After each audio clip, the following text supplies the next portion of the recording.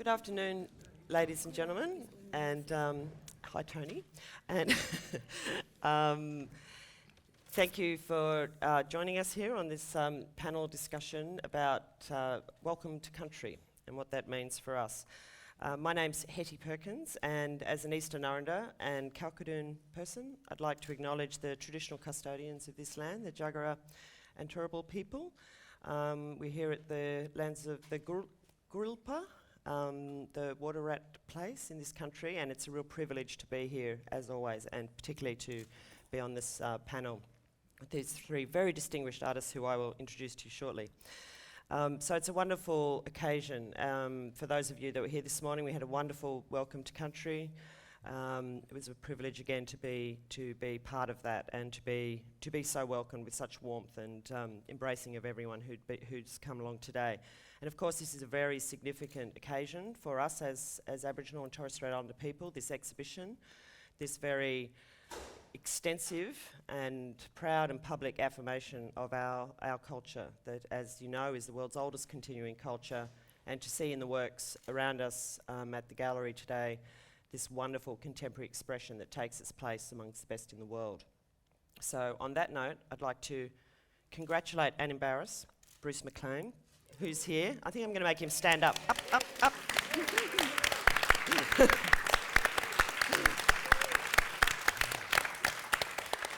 I think I know how hard it's been to bring this together, and how I mean, such a privilege, of course, and such a joy to do, but, you know, it's hard yakka, so good on you, Bruce. You've done us all proud, and we really appreciate it. So, some little housekeeping things. This program is webcast live on the gallery's, it looks like glaucoma, but it's a QAGOMA TV site, and we'll have time for questions at the end. So if you keep some of those questions in mind, and let's make them questions, short, actual questions, sort of, rather than statements, just so that everybody that has something to ask can get a turn to do that. And so that'll come at the end. And then following this forum, of course, Rico Rennie is going to talk in front of his work, which is the extremely subtle work in the foyer there, at 1:30. So we'll be trying to keep very much to time so everyone can attend that. And then there's a whole range of forums and programs and talks today. So I'm not going to say much more, rather than to just again welcome you all here. And as you know, the exhibition explores three themes today, and this panel is talking about the idea of country and the idea of welcoming to country. And I think that's brilliantly captured by Bruce's essay in that wonderful catalogue, when he uses the song title of that Paul Kelly and Kev Carmody song, "This Land Is Mine, This Land Is Me." And I think that really, in employing that sort of lyric, if you like, or that statement, it really gets to the heart of what we're talking about in differing relationships to country in Australia.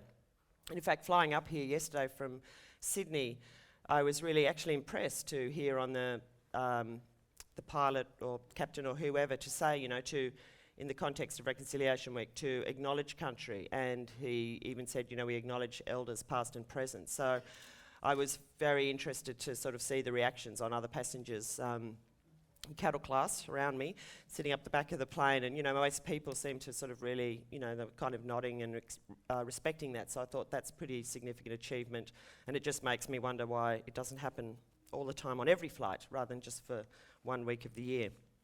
But anyway, good on them. But the other thing it told me was that, you know, this is, when we talk about country, we're not just talking about the earth, you know, and the rivers. We're talking about the oceans, the heavens, the sky, the stars, the moon. And as late distinguished artist once reminded me about her work, you know, she was painting in her work the stars that you can't see with the human eye. So I think that gives you a sense of the understanding and the breadth of our people's understanding of country, things you can't even see far in outer space. So it's that sort of principle of what we understand of as country, but it's also, and I quoted Richard Bell's idea of etiquette and manners. It's an unusual person to be teaching us about etiquette and manners, but he's a trailblazer in so many ways. But it reminds me of, I often explain it to people, well, you wouldn't walk into someone's house, would you, and just kind of flick on the TV, help yourself to, you know, a beer from the fridge, without first saying, hi, I'm here, introducing yourself, asking if you could do that, and then thanking your host. So in a nutshell, it really is just an issue of manners, but of course it does have a wider, much wider and much more significant historical and political association. So on that note, I'd like to now introduce three artists who clearly don't need any introduction. Megan Cope, who's a Quandamooka woman, has lived in Brisbane for a long time, but now has decamped to Melbourne. Artist, curator, sort of creative director, producer person who's done a number of significant public artworks, and of course who is represented with the major installation here in this exhibition, which you will talk about soon. Michael Cook, who has been moonlighting for most of his career as a freelance commercial photographer, and in 2010 actually sort of started his real job as an artist, and has since then made incredible headway in bringing his work to Australia's attention. Bidjara man, now, as he just told me, now living on the Sunshine Coast. So that's, nice for some. And then, of course, Fiona Foley, who I'm almost embarrassed to introduce because she really needs no introduction. Fiona's work you can see throughout most cities of Australia, public artworks. Of course, Fiona was a founding member of Bamali Aboriginal Artists Cooperative in Sydney, and has since, returned to country. Not that you seem to be there for very long. She's travelling all around the world, doing amazing work with, communities right across this world, right across, the globe. But we're very proud to have you as one of our mob, and of course, Bachelor Woman. And much of her work really sort of celebrates and explores Fiona's very proud cultural identity. So on that note, I think what we might do today is each of our artists will sort of just give us a look at some of their work and some of their images, and then we'll have a general chat, and then we'll open it up to you for, as I said, very short specific questions at the end. And Fiona, in fact, will start the process off. She's got a presentation that she's made that I think will bring that idea of country and the relationship to country make it very clear to us, and in a very beautiful poetic way, as her work does. So without further ado, thank you again for coming, and I'll hand it over to you, Fiona. Thank you, Hetti. First of all, I'd like to acknowledge the Turrbal and Jagera peoples, and secondly, I'd like to acknowledge my Indigenous colleagues who've travelled far and wide to be here today. So I really appreciate all of you who have travelled interstate and made your way here. I come from the Butchulla people, from the Wandana clan, and I just want to tell you about the boundaries that encapsulate Butchulla country. It's all of Fraser Island. To the north is the mouth of the Burrum River, to the west is Bopple Mountain, and to the south is Tincam Bay, Double Island Point.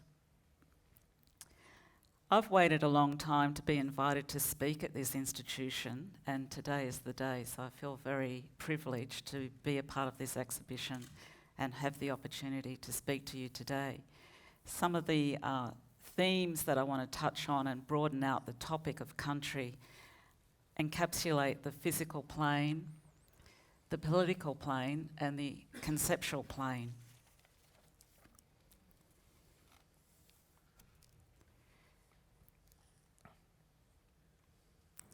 On the physical plane, because we have crisscrossed this land so many times through walking on century-old paths, we are able to look down upon country as if astral travelling over it. That knowledge also permeates our subconscious through our dreams. It's an intimacy of country that has no other parallel. If you look at this is a traditional Aboriginal path in far north Queensland, and the red circle, within that red circle is another Aboriginal man standing further up that path. At home, when I'm on Fraser Island, I would be able to show you fresh water. To the naked eye of a non-Aboriginal person, none would exist. Such is the knowledge systems that we grow up with when on country. I want to make the following point. The distinction between Western art and Aboriginal art is that one is read as landscape while the other is viewed as country. The Western gaze of Australia is viewed with a vanishing point from a vertical perspective. The Aboriginal gaze of country, on the other hand, is viewed from a horizontal perspective, or you could say an aerial perspective. In our art, we have a tendency to flatten out the land, its contours, vast river systems, mountain ranges, rocky escarpments, sandy deserts, tropical forest, freshwater sites and coastal terrain.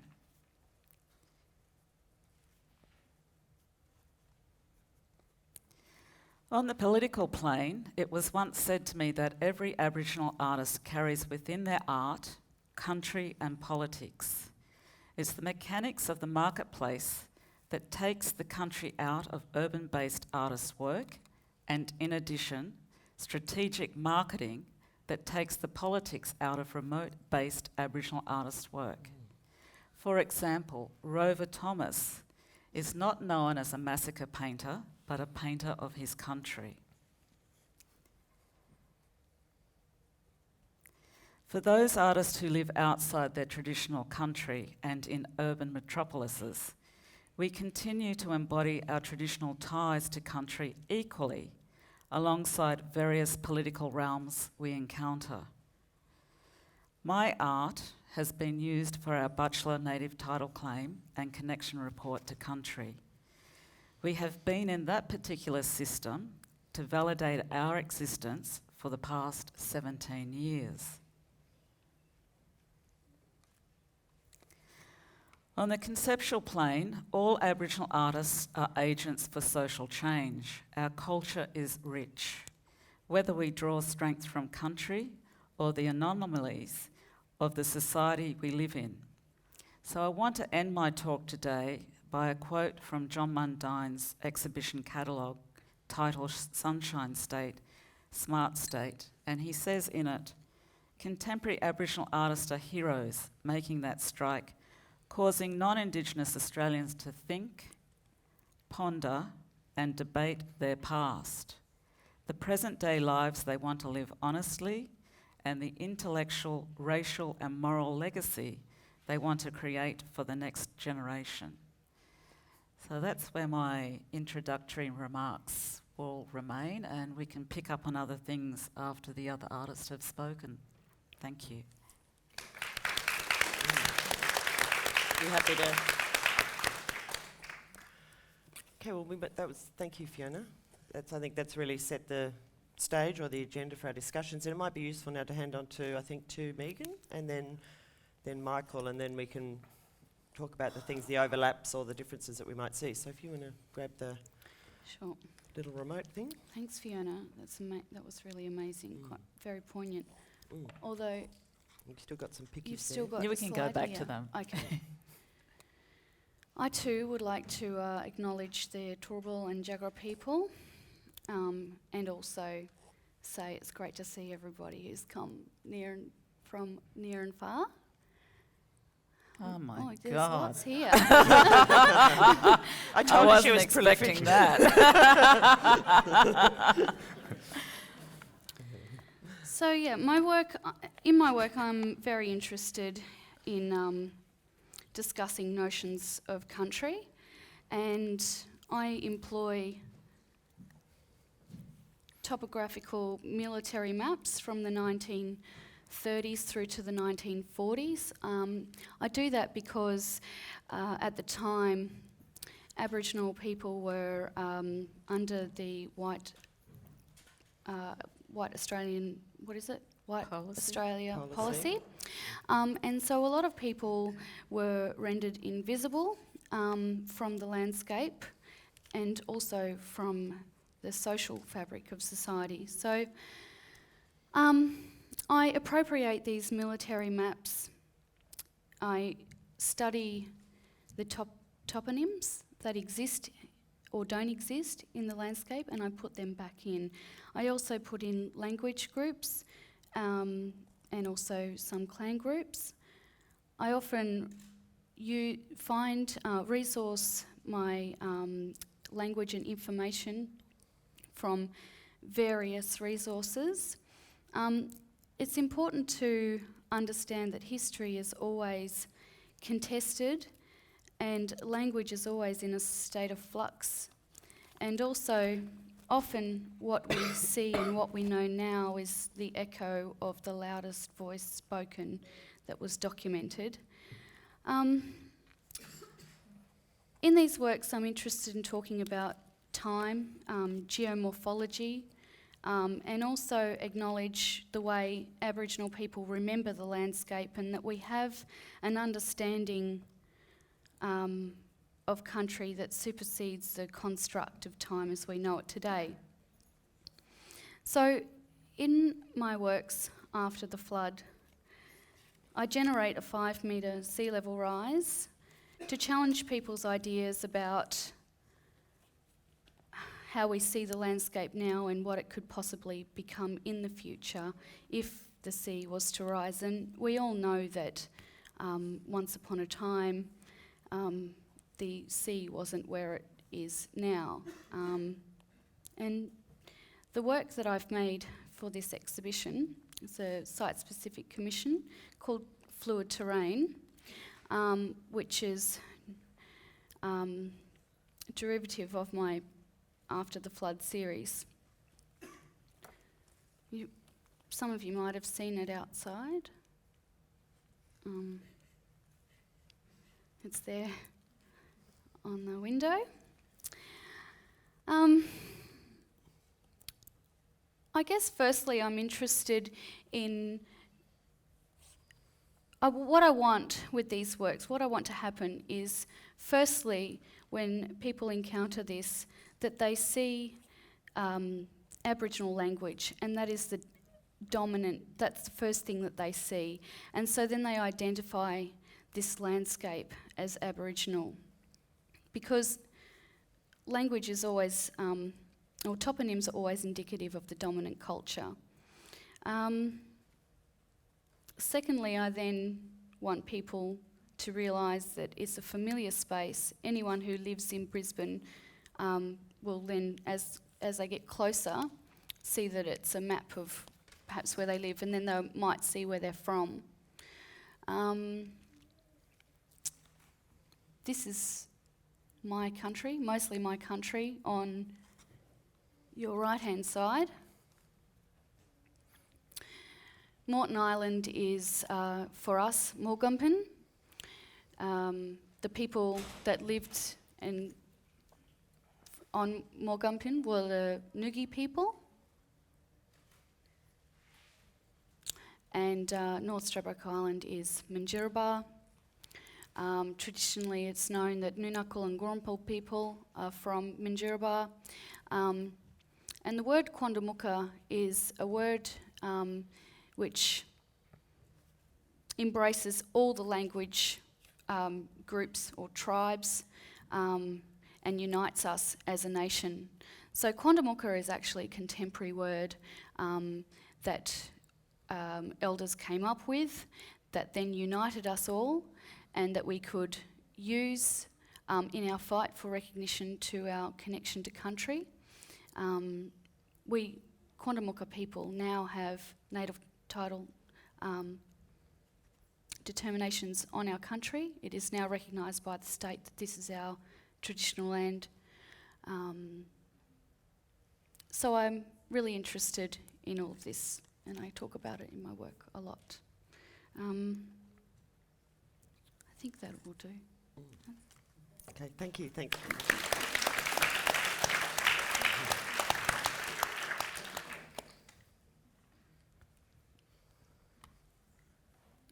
Welcome everyone. I'd like to acknowledge traditional landowners and thank you all for coming.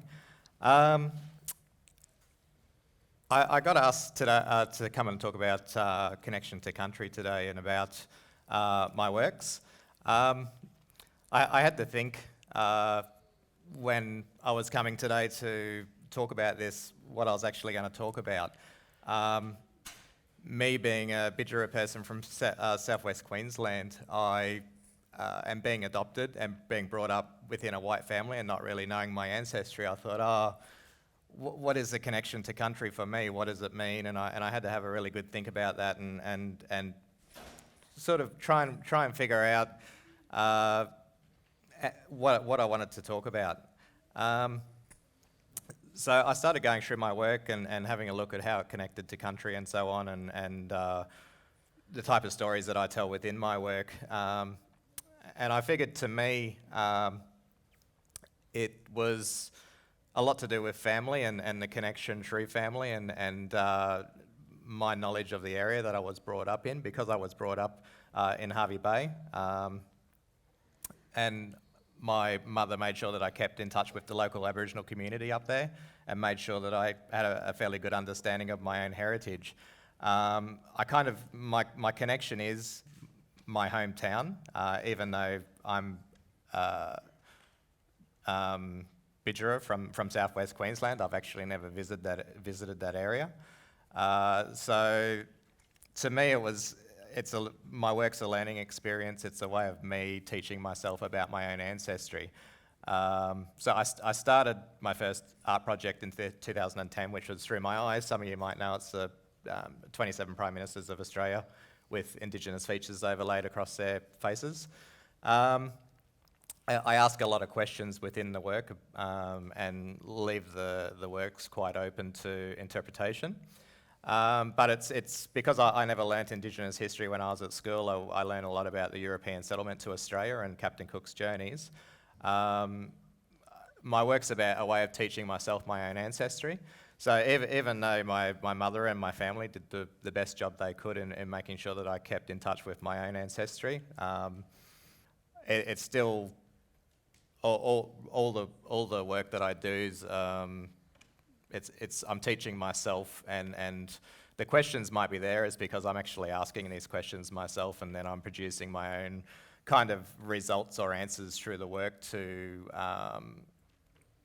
for my own interpretation, plus I suppose for everyone else's interpretation as well, which to me the end result is hopefully someone taking whatever they need to from the work. And I hope that can be different angles depending on sort of a person's knowledge of who's viewing the work, because I have a certain level of knowledge, but then again, someone that's studied Aboriginal history their whole lives might be looking at the work, so they take out something completely different out of that work, and that means that I've done my job.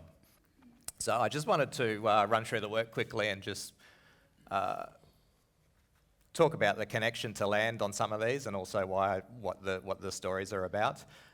This is Civilised, which is the work that's on display here for this exhibition, and it's about how Europeans saw Aboriginal people as being quite uncivilised. So a lot of the time I think of the title first and then make the series up around the title. I've done that with Undiscovered, which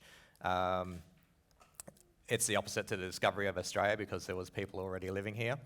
So with this series here, I read one of Cook's journals, some of the text out of his journals, and how he saw the Aboriginal people as being quite uncivilised, but also understood the way that they connected to the land and their knowledge of the land and so on. And he could, in the script, he says, maybe they are far happier than we Europeans. So to a certain extent, he kind of understood that connection.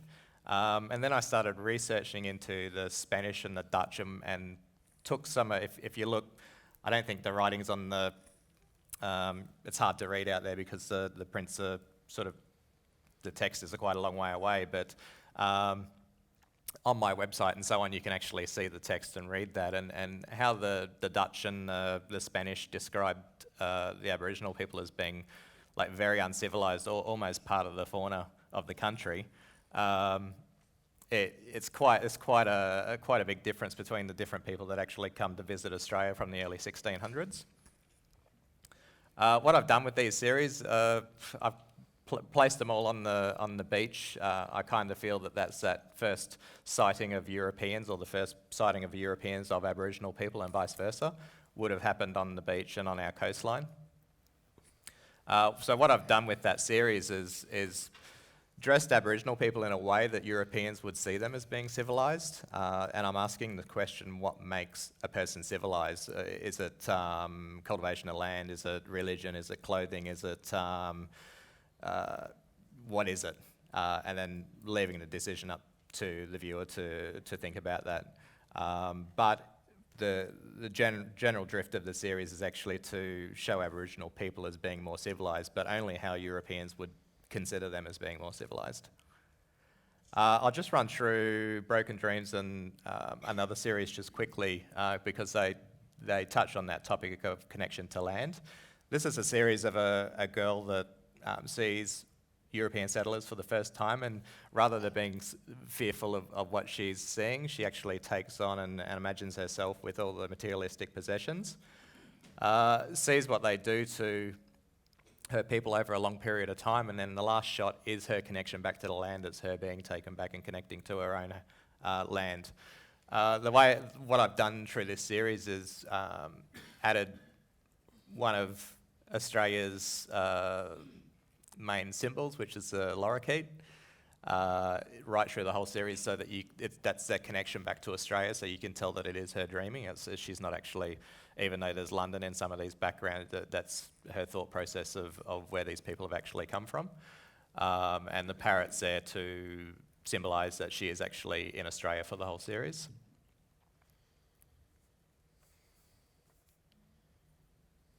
So as I go through the series, she slowly strips of all the materialism of white settlement and goes back to the last shot there, which is no hairstyling, no makeup, and none of the clothing and so on, and connecting back to the land, which is the parrot sort of drifting off. The main series I wanted to talk about was the mission. I think that's fairly significant in Aboriginal history in Australia, the displacement being taken off the land, put through a process completely the opposite of how Aboriginal people live.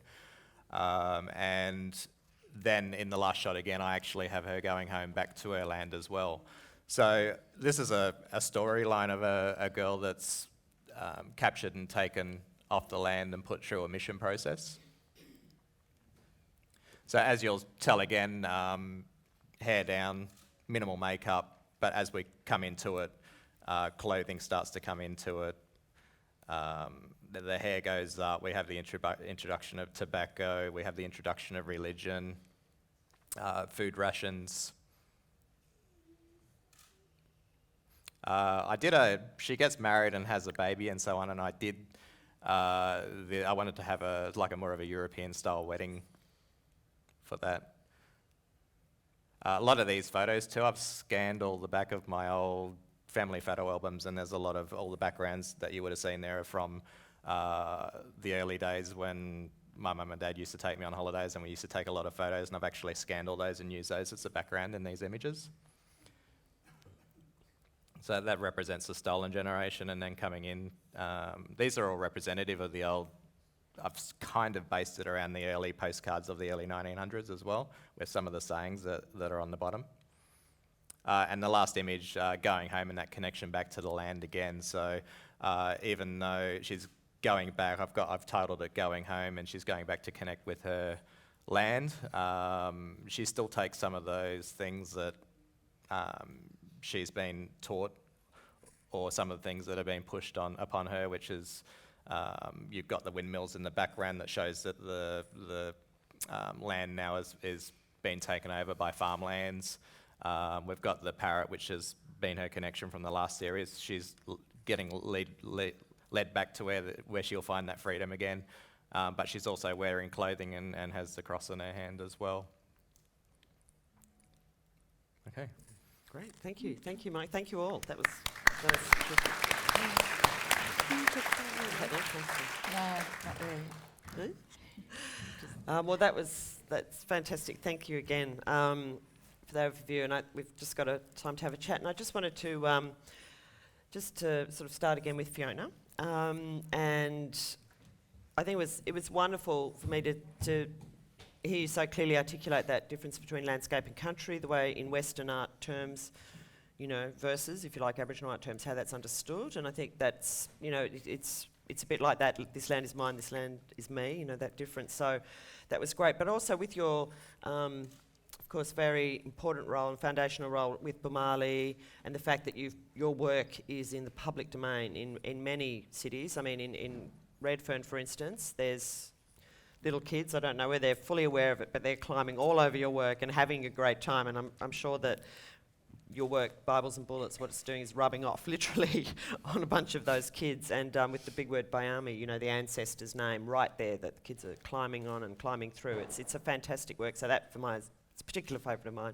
Of course, in Sydney also we have The Edge of the Trees, which really does interrogate that moment of contact, which of course Michael's work brings out, and indeed everyone's work really refers to.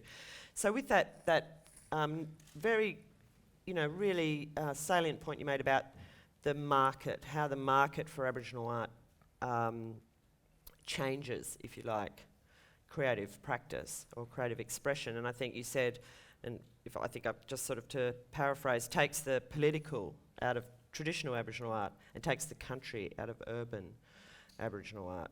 And with your work in Bumali and so on, as I said, and making these works in an urban environment, these public artworks, we missed seeing some of your works after your talk, and I'm just wondering, would you be okay to sort of backtrack and look at some of those works and talk about that sort of idea of what that engagement with sort of a marketplace might do and how you're addressing that or intervening in that in your work?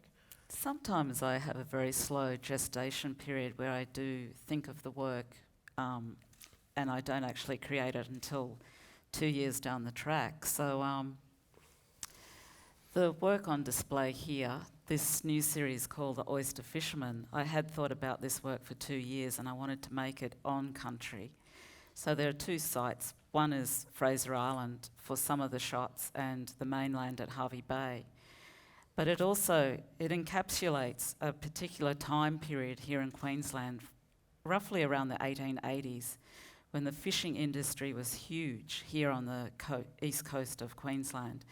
And what they were looking for and collecting and also exploiting were the pearl shells, the trepang, and they were largely using a free labour force, which was Aboriginal men, women and children. And they were kidnapping Aboriginal, I'll use in this specific case because it relates to this work, they were kidnapping Aboriginal women.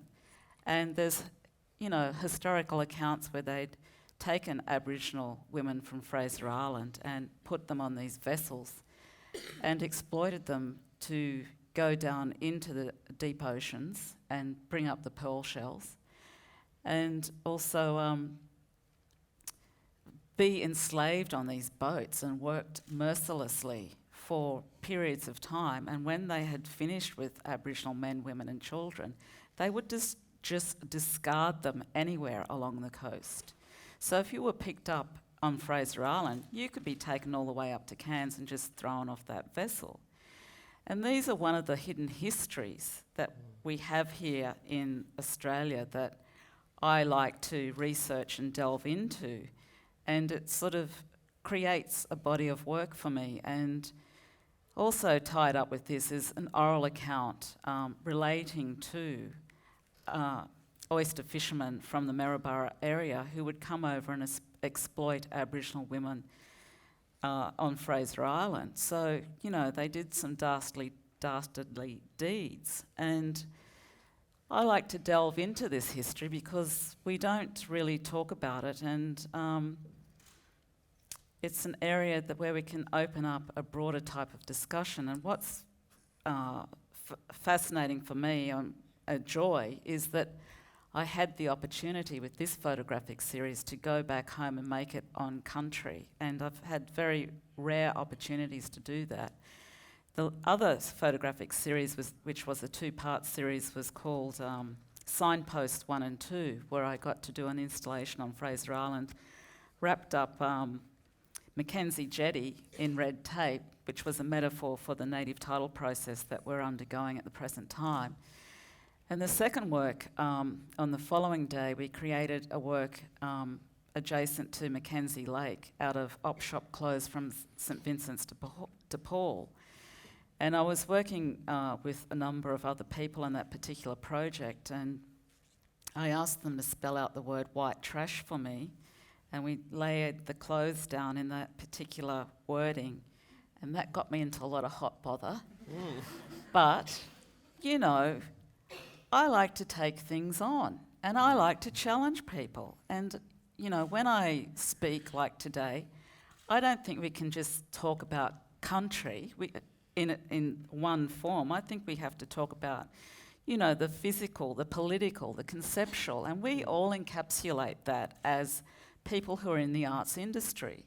And I think we can't just be one-dimensional, and we've got to be more broader, because our lives, our lives touch upon country. We touch upon the politics with the work that we're creating, and we also touch upon the conceptual and a new way of being and operating in this country. And we have the opportunity to take us forward in a very new and unique way. And the types of exhibitions we're putting together, like Bruce has had the opportunity to curate for a long time today, is going to take us somewhere else intellectually in this space over this coming weekend and months. And I look forward to these new opportunities that were being presented, and the path and the journey that we're going to go on as a collective Australian society. So, yes, I'm grateful that we have this opportunity to talk today and go with you in a new direction with the way that you envisage Aboriginal art and how you've used the collection and are explaining it to us as an audience here today. Yeah, I think that that relationship between, I guess that, the art is personal, if you like. That connection to country, personal, tangible, is comes through very strongly, particularly in this work. And as you often do, put yourself literally in the frame, and whether it's in that way or in making an installation that says white trash, you've always taken that very kind of, at the vanguard of that sort of engagement, and that, not afraid to call it like you see it, which I think is something that has been incredibly influential on, I'm sure, these artists as well as many of the artists who are in the exhibition. And I thought it'd be just, you mentioned the native title claim and the signposts 1 and 2 work.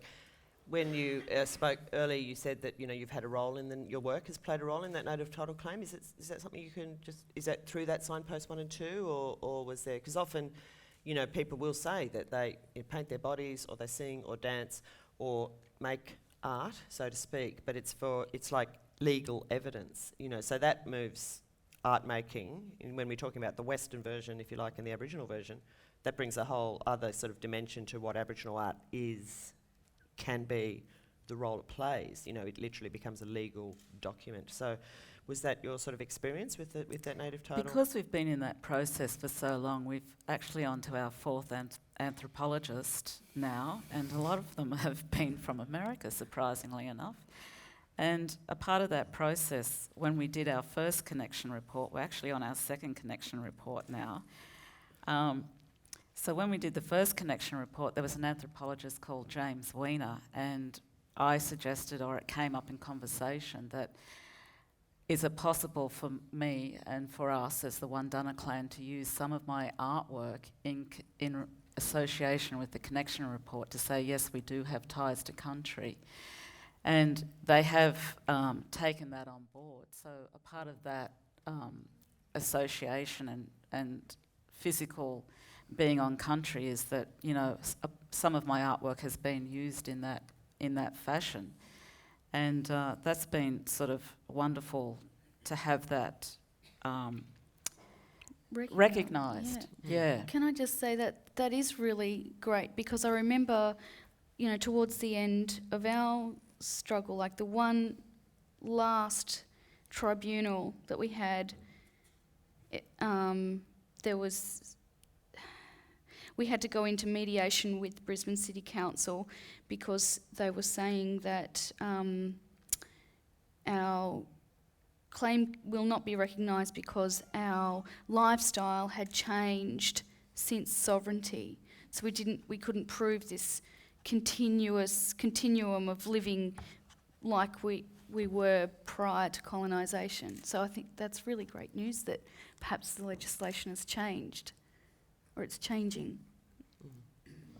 Is that something that's very clear in your work with your kind of layering of, I guess, competing ways of marking territoriality? I'm not going to try and say the other words you said earlier about polynonyms and things.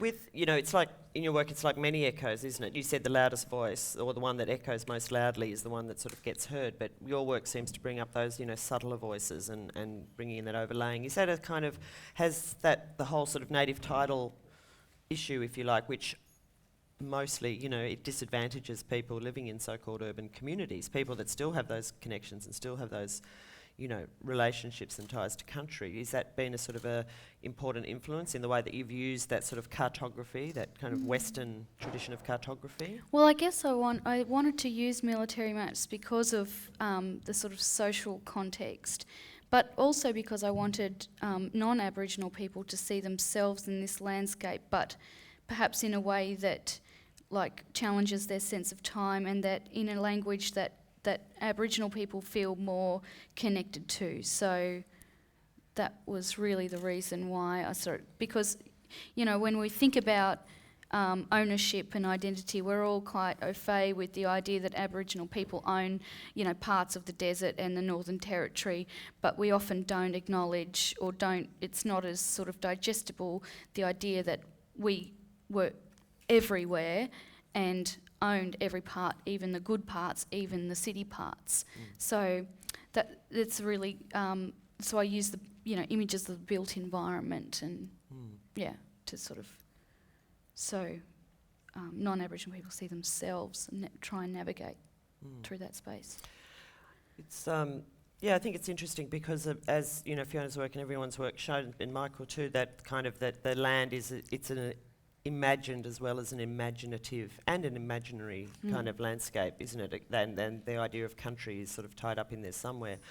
And for many of us, and myself included, living in Sydney, I'm away from my country, and I have lived away from my country for, pretty much all of my life, but I still maintain a very strong connection to it. And, you talk to old people who are living away from country, and that might mean, 10k down the road, but they still, they'll say, oh, I cry for country and I worry for country. It really is like, it's family. There's that very corporeal, you showed Rover Thomas's images earlier, the way that it's like the bones of the landscape that he's painting. A real sense of, it's like flesh and blood. I grew up with a very strong sense of being a custodian for my country and having responsibility to look after and speak for the land when, that presented itself. So I grew up with that instilled in me as a young child, that I have responsibility and I'm a custodian, and if I have children, that will be passed down as their birthright through my bloodline. I don't have children, so but I have nephews and nieces, and they have responsibility as custodians for that country as well as my extended clan family. And it's an expectation, isn't it? It's something you got to do. With your work, Michael, I was really interested in the way that it seems to me that moment of contact that you sort of interrogate in your work, and the number of stories that kind of spin out from that. It seems to me your work really is looking at the contemporary experience of the ripple effect, if pardon the pun, of those kind of tidal changes, again pardon the pun, that have happened in our recent history as Indigenous people in this country, and particularly with that idea of how that history has in some ways dispossessed or changed that relationship to country. And it strikes me that your work in Broken Dreams, particularly that sort of elliptical narrative of that returning back home and taking what you've learned, is very much part of it. Do you find your work very autobiographical in that way?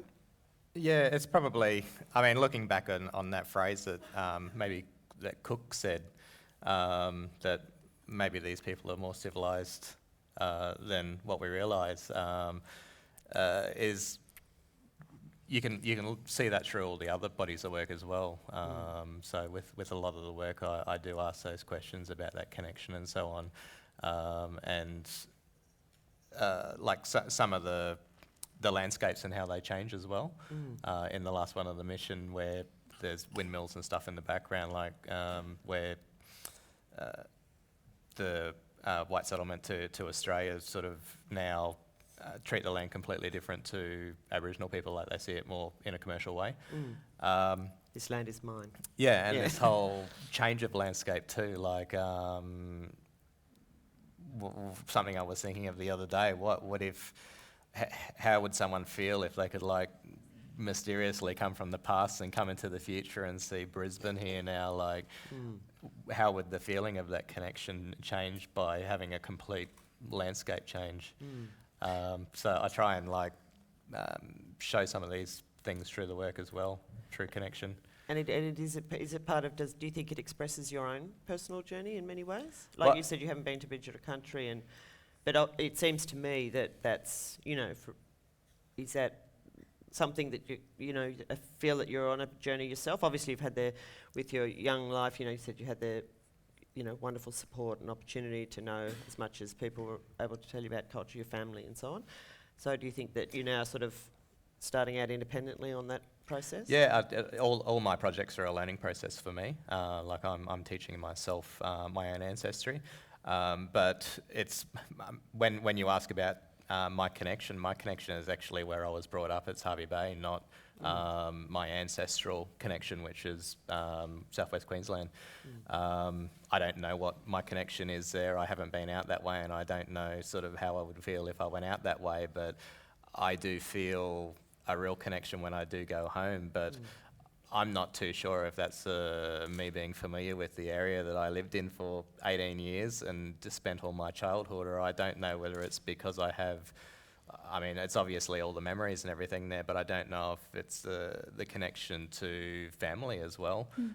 If my family wasn't there anymore, if I had no reason to go there, would I feel the same way? I suppose all those memories are still there, but it's a township and it's constantly changing all the time. So every time I go up there, it looks different. So for me, being of mixed heritage and trying to figure out what that connection is, it's something that I'm still learning. And I think it's interesting, is it, that, as we've seen with all the work, art really can express that, all those different experiences we have in relationship, in relationship to country, whether you're, as, Fiona said, she's the, is a custodian, has been sort of pretty much had that hammered home from the day one, and is obviously maintaining that role, in a political environment, whether it's through the legal system and getting that recognised, as you said, with the native title. It's really, it's wonderful that art can offer that opportunity. But it is, sort of going back, I think, to Bamali again, and, Proper Now, of course. Megan, I neglected to mention, is a member of Proper Now. The way that within these environments, urban environments generally, people do form these collectives. People have come from all over different parts of country, and made their home, if you like, in places like Sydney, Melbourne, Brisbane, wherever, and have sort of created these almost like new communities, or but we still retain those strong ties to country. I'll just check the time. I really do think people have a lot to do with it. I didn't grow up on country either. I grew up in Tasmania, long way from Strait. It's still an island, and we did live on the coast. And I was fortunate enough, like my dad had a lot to do with the blackfellas down there, and we were always invited to go on camps and go, do traditional things with the mobs down there. And it wasn't, I'd come back for holidays and see my grandmother and go back to country, but I didn't know what that was as a kid.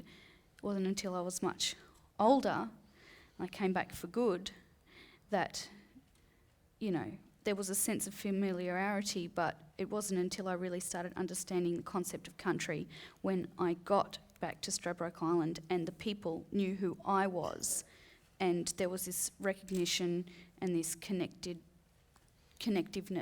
to then not only like the place, I'd been going there for a long time, but it wasn't until I really started connecting with family that I really felt connected to the country. as such, you know? I mean, just from my point of view, I mean, I probably talk for thousands of people in my position that have either been adopted or been placed into different upbringings other than, I mean, and I'm only talking about my Indigenous ancestry, I suppose, which is only part of me. But that's the part that I concentrate in my work, and it's also the part that I want to learn about. So I'm constantly asking those questions, but I'm also talking for, there would be thousands of people in Australia in my position that don't know their ancestry and they don't know that connection. And increasingly, I think that's, you know, finding expression in the work of a number of contemporary artists. It is sort of interesting how you navigate those issues about, you know, where you live, you know, where home is, where your country is, where you live. There's been times when, you know, people have said, oh, well, you know, if you don't have your language, you know, can you speak Aborigine? Or something like that. You're like, no. And, you know, in some ways that's another attempt to sort of dispossess you of your heritage. But that's quite interesting, don't you think, Fiona, that idea of identifying with, you know, if you are, as you say, of mixed ancestry, for want of a better expression. There's other terms that have been used in the past, which we won't say here, in polite company. But from my point of view, I just only feel Aboriginal. You know, I don't know if that makes sense. And it reminds me of Vernon's T-shirt, you know, Aboriginal all the time. And that's sort of, so I think what's fantastic is that there is that opportunity to express those different ways that you relate to, you know, country, family or community. And what do you, Fiona, how are you? Are you Aboriginal all the time? Pretty much. With a mother like mine, you're Aboriginal all the time. There's no escaping father like it. mine. My father, who's non-Indigenous, pretty much was assimilated himself into our family unit, and so when I was growing up, he spoke Butchulla in the family home, which was great, and I didn't understand that until much later on, that was quite a big deal for a non-Aboriginal man to speak my mother's language in the house when I was growing up. And my father was very supportive of my mother's aspirations to acquire land back on Fraser Island through an organisation she set up called Thorgine Education and Culture Centre. And she achieved something in her lifetime which was unique, where she was able to acquire a 20-year lease of the then Joe Bielke-Peterson government and start to set up this culture centre.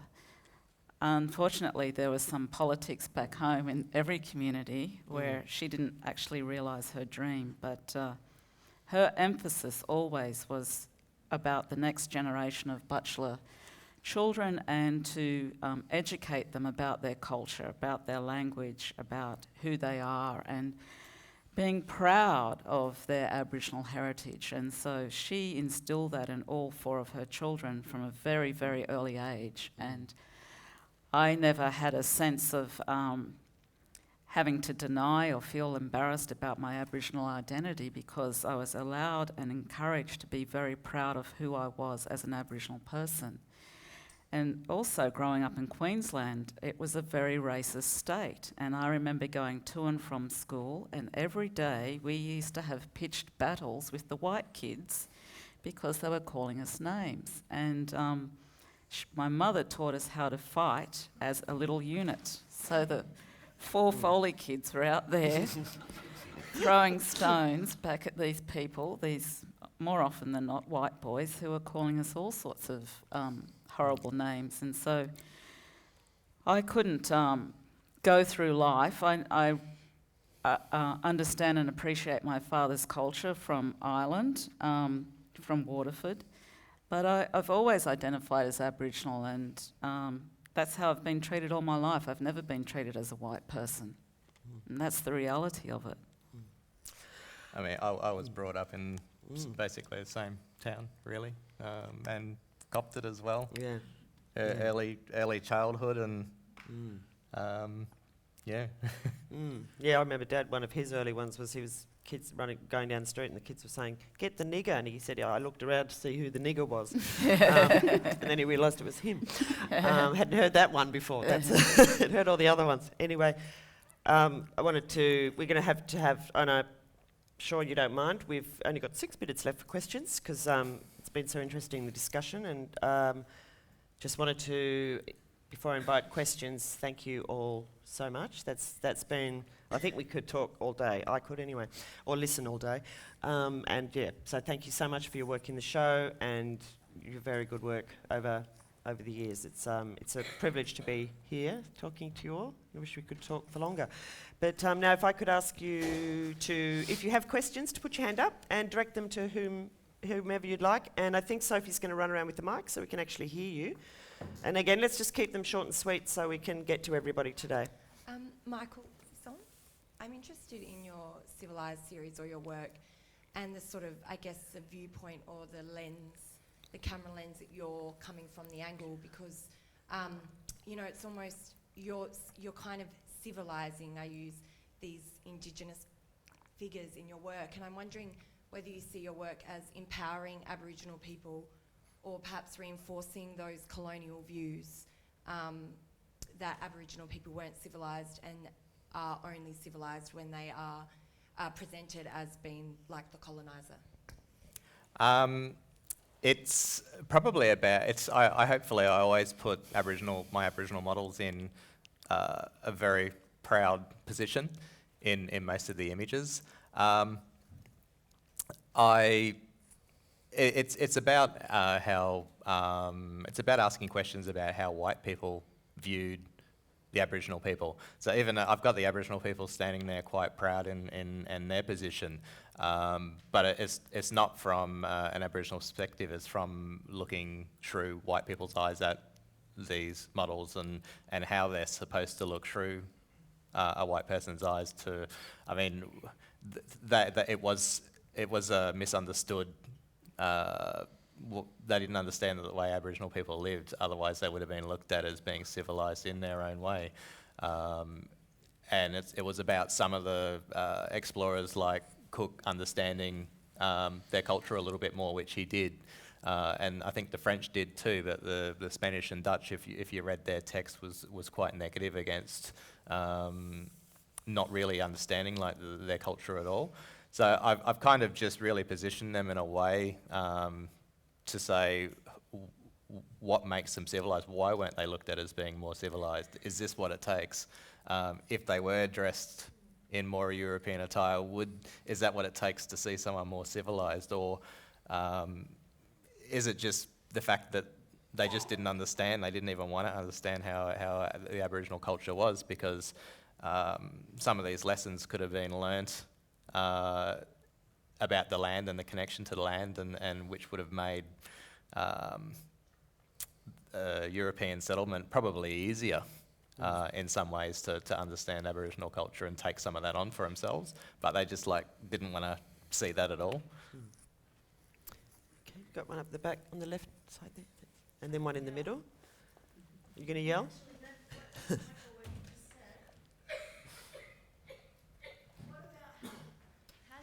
Now on the larger stage, I'm asking everyone, from the point of view, I can respond to what Fiona said about the works in this show now, and it's a process that's getting more and more exciting. On the world stage, how do you see your work, and do you feel that your voice is being heard around the world? Do you want it to be? Do you care? You're just working here, or, kind of vague, but you know what I'm saying. Fiona, you might. Oh yeah, I feel my voice is being heard around the world. A good example to answer your question is I did a public artwork here in 2004 called Witnessing to Silence out the front of Brisbane Magistrates Court. It actually talks about 94 massacre sites here in the state of Queensland, and I had a researcher work on that project.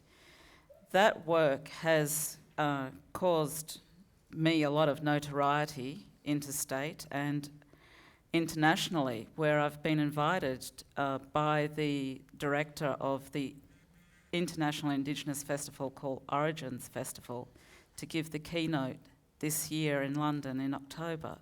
So from that one piece of public artwork, someone has picked up on it overseas to the point where they are that intrigued by that particular work that they've invited me to give the keynote at the International Indigenous Festival in October.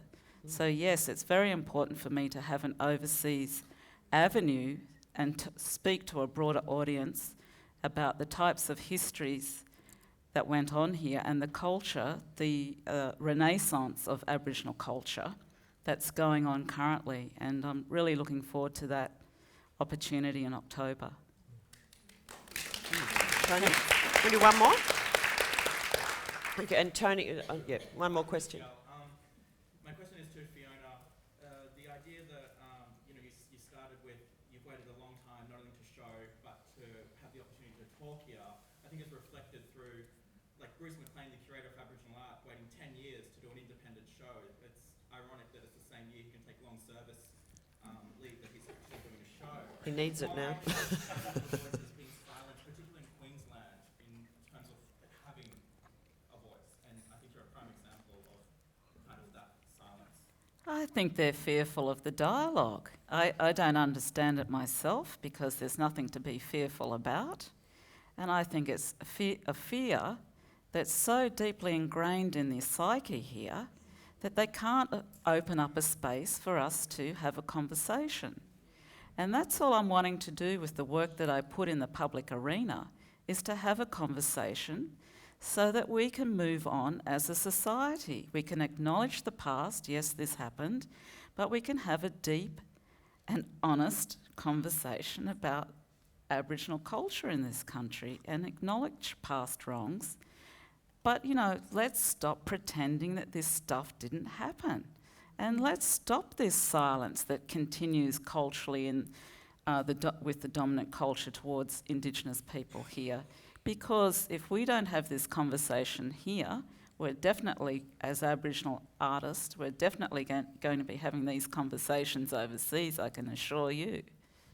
I think we're going to have to, to close there now, but I think that's, just to pick up on that, and it's one of the reasons why, to return to our topic of the idea of welcome to country, I think that those moments and those sort of formalities, protocols, whatever you like, they are so important because they are a constant reminder of where you are, whose country you're on.